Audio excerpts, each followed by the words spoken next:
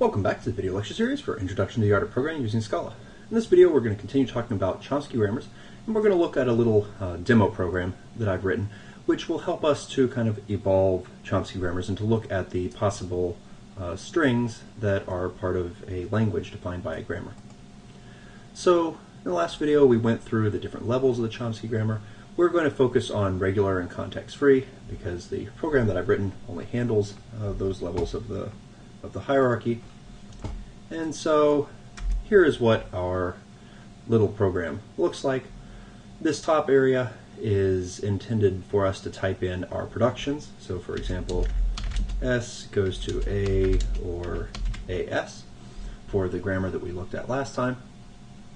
We can then parse that, which turns it into an intermediate form.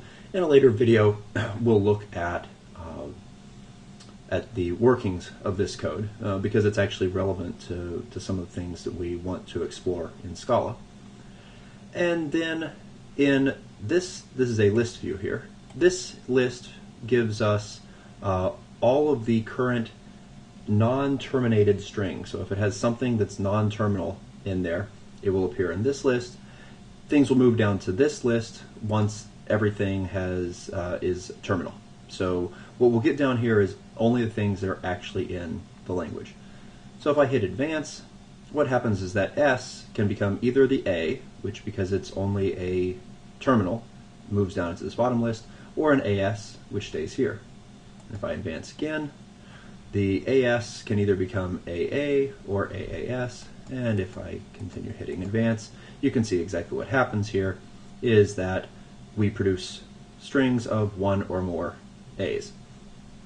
What if instead of doing just one or more A's, what if I wanted to come up with a grammar that produces some number of A's followed by some number of B's? Well, we need to modify our grammar here, and I'm going to go ahead, I'm going to break the formal representation here of this being a regular grammar, but of course the fact that I can convert it to just one of these two forms, what we're doing here will still be regular.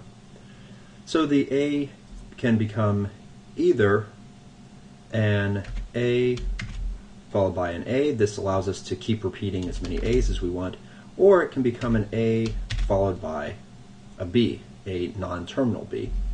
And then the non-terminal B can become either just a plain B, or it could become a terminal B followed by a non-terminal B. So this grammar here, the way this is written, we start producing A's, and we can produce A's for a while until at some point we decide to switch from producing a non-terminal A to a non-terminal B, and from that point on we produce only B's. So if we parse that out and I click advance, the S becomes an A. That A becomes AA and AB. Note that we still haven't gotten anything that's a final string yet. If I click advance on this, that AB had the ability to become if it went through this rule, just became AB, okay? And then other things advanced that you can see here. So if we click advance again, we have AB, we also have AAB, and we have ABB. And here we have a whole set of rules that all have a non-terminal at the end with different numbers of B's in them. We advance there. And so then we add to our list the set of strings of length 4, which are made up of A's followed by B's, and then we'll get the set of strings of length 5 and set 6, etc. Okay. So this is a grammar that generates A's followed by B's, one or more of each. Turns out one of the things that I can't do with a regular grammar is produce strings that have the same number of A's and B's. So I mentioned in the previous video that one of the restrictions on regular grammars is effectively they have no memory. And so after you've put down a certain number of A's, you don't remember how many A's you've put down, so you can't match it in the number of B's. I can do A's followed by B's, but I can't make it so that they match. That's not something that I'm capable of doing inside of the bounds of a regular grammar. For that, we'd have to go to context-free, and this tool will allow us to write out context-free grammars. So how exactly could we do that? Well, it turns out actually writing A's followed by B's is very simple. We can just do it with our single start symbol. Start symbol either becomes AB, which is a perfectly happy string that has one A and one B, or it can become an A followed by the start symbol followed by a B. If we parse that, and I click advance here, so it can become AB, or AABB, or 3 A's followed by 3 B's, 4 A's followed by 4 B's, and so on.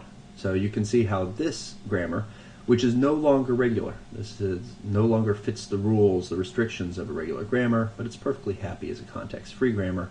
It can basically remember how many A's there were and put that many B's. The context-free grammar uses its memory comes in the form of a stack though, and so the way this would work in the push-down automata is every time we put an A, we push down something onto the stack, and then as we're writing B's, we pop them off, and we know that we're done when the stack is empty. From that description, it should probably be clear that I can't then put an equal number of C's. I could put something that does more C's later on, but I can't do something that that will do the same number of A, B's, and C's. What if I wanted to take this grammar and make it so it was basically what we'd write as A to the N, B to the N, C to the M. So I want to make it so this is followed by more C's afterwards. Well, what I could do for that is put in a non-terminal C and then simply have it so that our rule for C is that it can either become just a terminal C or it can become a terminal or a non-terminal and terminal. And then when I advance this, you see we get an ABC, we get an AB and a CC, or an AA. Whoop! I have an error in here, and it's somehow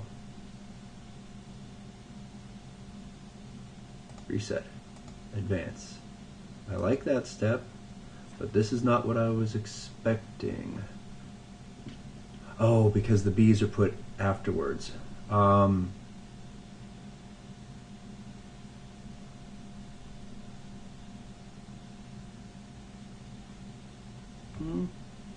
So my S, yeah, can become, and then the C's will be embedded, and then if I advance, so the C's are always after 1B. Okay, so this can't make this quite this simply. How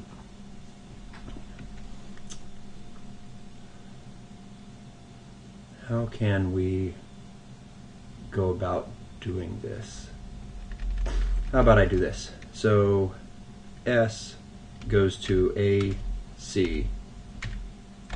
A goes to either AB or A,